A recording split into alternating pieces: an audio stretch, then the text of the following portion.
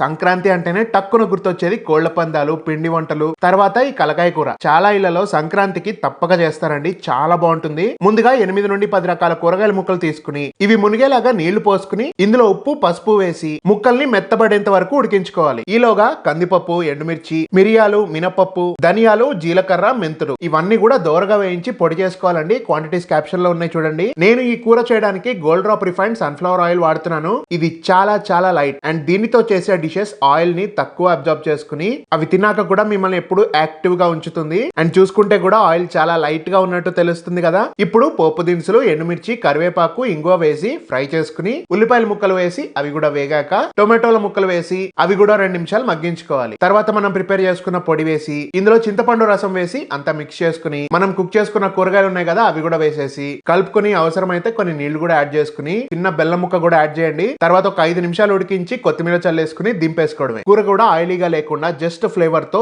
చాలా లైట్ గా ఉంది. ఇది అన్నంలో కలిపి తింటుంటే ఆ కమ్మని రుచికి పోటీ లేదు. మీరు కూడా ఈ సంక్రాంతికి తప్పక ట్రై చేయండి.